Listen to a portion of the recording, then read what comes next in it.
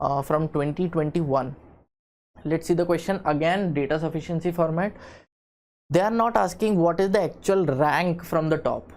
We are just supposed to see that whether statement 1 or statement 2 or both of them combined can be used to answer this question. Are they sufficient or are they not? इतना ही बताना है बस. So let's see.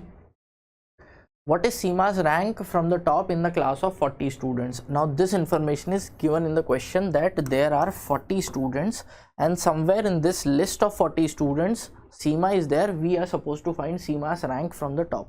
इतना. अब Priya is 4 ranks below Seema.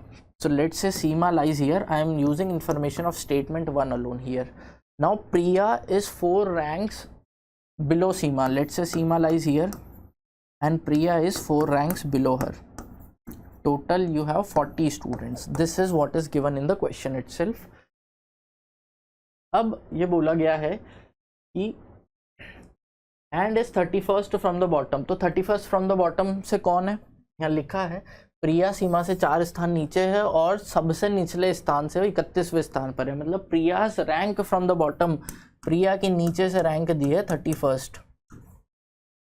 अब आप ये समझिए कि अगर ये यहाँ से यहाँ 4 स्थान नीचे थी तो मुझे अगर सीमा की रैंक निकालनी है, तो यहाँ से नीचे से मैं इसका ऊपर ले जाता हूँ 4 स्थान. अगर 4 स्थान ऊपर ले गए तो क्या आ जाएगा? 31 + 4 you have 35th. So Seema is 35th from the bottom.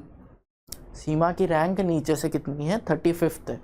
अब आप समझो, अगर आपको ये पता है कि टोटल नंबर ऑफ स्टूडेंट्स कितने हैं, कुल 40 बच्चे हैं, ये दिया हुआ है और नीचे से सीमा की रैंक 35वीं है, 35th रैंक है नीचे से.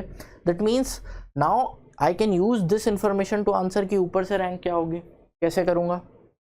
अगर सीमा की रैंक 35वीं है नीचे से तो इसके पीछे 34 बच्चे रहे होंगे. इसके पीछे हैं 34 बच्चे, 35वीं ये खुद है. 40 में से 35 लोग हो गए, ऊपर कितने बचे? ऊपर 5 बचे हैं. तो अब अगर मुझे ऊपर से रैंक निकालनी है, मतलब अगर 5 बच्चे इसके ऊपर है तो इसकी रैंक ऊपर से क्या हुई? 6th. सो ऊपर से रैंक हुई 6ठी, नीचे से रैंक है 35वीं. डायरेक्टली देखो, आप फार्मूला भी यूज़ कर सकते हो but I don't go with formulas. Formula में भरोसा भी नहीं रखता मैं. डायरेक्टली लॉजिक लगाओ, ऊपर 5 बच्चे हैं तो रैंक होगी 6ठी. चलिए, तो स्टेटमेंट 1 यूज़ करके तो हमने आंसर निकाल लिया. क्या स्टेटमेंट 2 अकेले से आंसर आ जाएगा? स्टेटमेंट 2 देखिए, कहता है कि ईना जो है सीमा से 2 स्थान ऊपर है. तो अगर सीमा यहाँ है तो ईना इससे 2 स्थान ऊपर है और सबसे निचले स्थान से वह 37वें पर है. तो नीचे से उसकी रैंक जो है वो 37वीं है. तो अगर ये इससे 2 स्थान ऊपर है तो मुझे सीमा की अगर रैंक निकालनी है तो मैं 2 स्थान नीचे आ जाऊंगा. 2 स्थान नीचे जाओगे मतलब 37 - 2 आपका हो गया 35. तो नीचे से इसकी रैंक क्या आ गई? 35.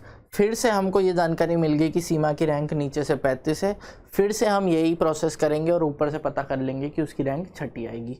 तो स्टेटमेंट 2 से भी मैं निकाल सकता हूँ.